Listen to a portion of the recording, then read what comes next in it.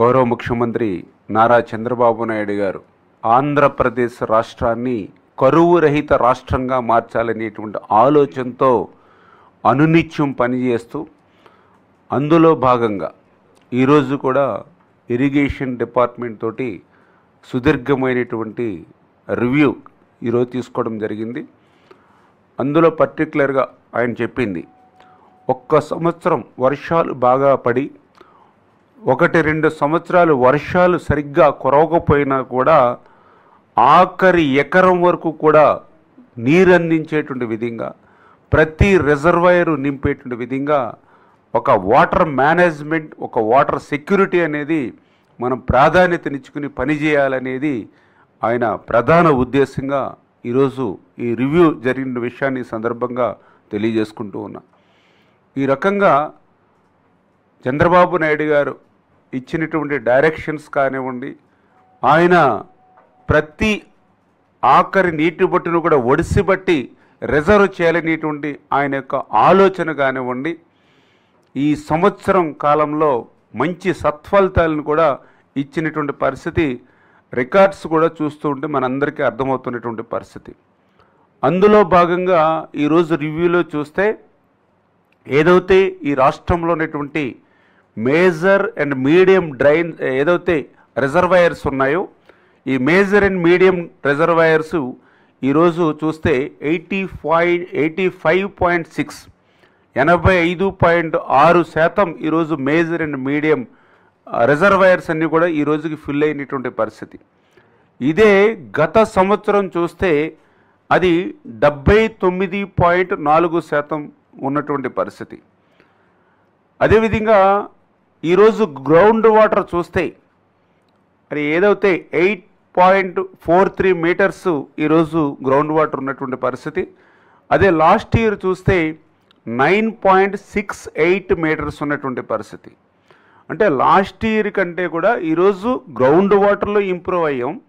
అదేవిధంగా major and medium రిజర్వాయర్స్ని నింపడంలో కూడా ఈరోజు ఇంప్రూవ్ అయ్యాం.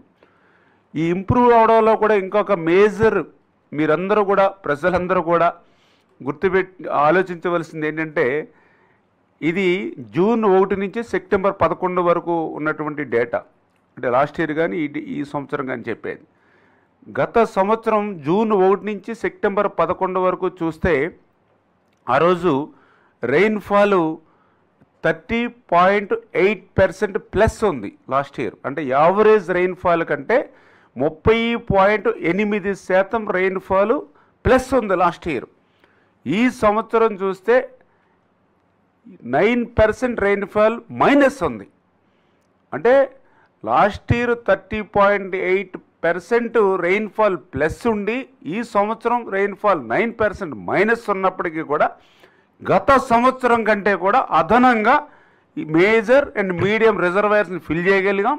గ్రౌండ్ వాటర్ని గత సంవత్సరం కంటే కూడా ఇంప్రూవ్ చేయగలిగాము అని అంటే అది చంద్రబాబు నాయుడు గారు ఈ సంవత్సర కాలంలో ఆయన తీసుకున్నటువంటి వాటర్ మేనేజ్మెంట్, వాటర్ సెక్యూరిటీ ఏదైతే ఉందో అది సత్ఫలితాలు ఇచ్చింది. దానికి ఈ యొక్క వర్షపాతం తక్కువ ఉన్నా కూడా ఈ రిజల్టే దానికి ఉదాహరణలు అనే విషయాన్ని ముందుగా మీ అందరికి కూడా తెలియజేసుకుంటున్నానని చెప్పి తెలియజేసుకుంటూ, ఈ రకంగా ఈ యొక్క వాటర్ మేనేజ్మెంట్ ఇంప్రూవ్మెంట్లో భాగంగా ఏదైతే మేజర్ మరి రిజర్వాయర్స్ ప్రాజెక్ట్స్ ఏవైతే ఉన్నాయో మరి వాటినన్నిటినీ కూడా మళ్ళీ ప్రక్షాళన చేసి, అంటే ఏదైతే గత 5 సంవత్సరాల వైసీపీ పాలనలో నిర్లక్ష్యానికి గురై ఆ రోజు మరి మీరందరూ కూడా చూశారు, ఒక పులిచింతల గేట్ కొట్టుకుపోయినా, అన్నమయ్య ప్రాజెక్టు కొట్టుకుపోయినా, మరి ఏదైతే గుండ్లగమ్మ గేట్లు కొట్టుకుపోయినా ప్రభుత్వంలో చలనం లేనిటువంటి పరిస్థితి గత పాలనలో మీరు చూశారు.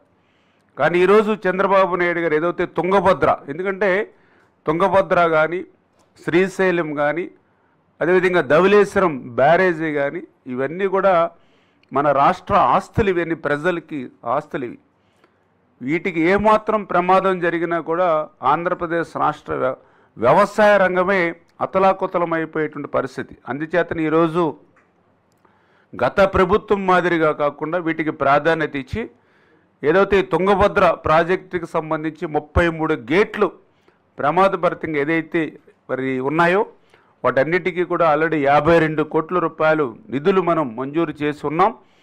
ఆల్రెడీ ఆ గేట్లు కూడా మరి తయారు కూడా పూర్తి అవడం జరిగింది. ఏదైతే ఈ యొక్క మాన్సూన్ సీజన్ అంటే రేపు 2026 మాన్సూన్ సీజన్ మొదలయ్యే లోపుగానే ఈ తుంగభద్రకు సంబంధించినటువంటి 33 కూడా కొత్త గేట్లను మనం పూర్తి చేసేటువంటి విధంగా చంద్రబాబు నాయుడు గారు మరి యొక్క ఆదేశించడం జరిగిందని చెప్పి మీ ద్వారా తెలియజేసుకుంటూ ఉన్నా. అదేవిధంగా మన ఆస్తి శ్రీశైలం, మన తెలుగు ప్రజలకే మరి శ్రీశైలం ప్రాజెక్టు ఒక ఆశీర్వాదం. అటువంటి శ్రీశైలం ప్రాజెక్టుకు సంబంధించి గ్రౌటింగ్ కానీ, అదేవిధంగా లెఫ్ట్ అండ్ రైట్ ఫ్లాంక్స్కి సంబంధించి స్ట్రెంగ్తనింగ్ కానీ, అదేవిధంగా స్పిల్వే సంబంధించినటువంటి వర్క్స్ కానీ, అప్రాన్ సిలిండర్, అదేవిధంగా అప్రోచ్ రోడ్ డ్యామ్కి ఇవన్నీ కలిపి 209 కోట్ల రూపాయలు నిధులు మంజూరు చేసి ఇవి కూడా వచ్చే వర్షాకాలం నాటికి అంటే వచ్చే మాన్సూన్ సీజన్ లోపుగానే ఇవి కూడా ఏజెన్సీలని అన్నింటినీ కూడా త్వరితగతంగా పూర్తి చేసి మరి ఈ వర్క్స్ను కూడా మరి కంప్లీట్ చేయమని చెప్పేసి కూడా చంద్రబాబు నాయుడు గారు కూడా ఆదేశించడం జరిగిందని చెప్పి మీ ద్వారా తెలియజేసుకుంటూ, అదేవిధంగా ఉభయ గోదావరి జిల్లాలకు ధవళేశ్వరం మీ అందరికీ తెలుసు. ఆ రోజు మహానుభావుడు సరార్థన్ కాటన్ మరి ఏదైతే ధవళేశ్వరం ఉందో ఆ ధవళేశ్వరానికి సంబంధించినటువంటి గేట్స్ కూడా అవి కూడా మరి ప్రమాదభరితంలో ఉన్నటువంటి స్థితిలో దానికి సంబంధించిన ధవళేశ్వరం గేట్స్ను కూడా మళ్ళీ మరి కొత్త గేట్లను ఏర్పాటు చేసేటువంటి విధంగా మరి దానికి కూడా 138 కోట్లు ఏదైతే ఈ ప్రభుత్వం మంజూరు చేయడం జరిగింది. దీనికి కూడా వెంటనే టెండర్స్ ఏజెన్సీలు అన్నీ ఫిక్స్ చేసి ఇవి కూడా నెక్స్ట్ సీజన్ కల్లా ధవళేశ్వరం గేట్స్ని కూడా మరి ప్రక్షాళన చేసి కంప్లీట్ చేయమని చెప్పేసి కూడా మరి చంద్రబాబు నాయుడు గారు ఆదేశించడం జరిగిందని చెప్పి కూడా తెలియజేసుకుంటూ ఉన్నా. అదేవిధంగా గోరకల్లు రిజర్వాయర్ మీ అందరికీ తెలుసు. ఏదైతే మరి జిఎన్ఎస్ఎస్ గాలేరు నగర్ ఏదైతే ఉందో ఆ గాలేరు నగర్కి మొట్టమొదటి రిజర్వాయరే గోరకల్లు. ఆ గోరకల్లు రిజర్వాయర్ ఫుల్ అవుతేనే అక్కడి నుంచి అవుకు రిజర్వాయర్కి నీరు వెళ్తుంది. అవుకు రిజర్వాయర్ ఫుల్ అవుతేనే గండికోటకి నీరు వెళ్తుంది.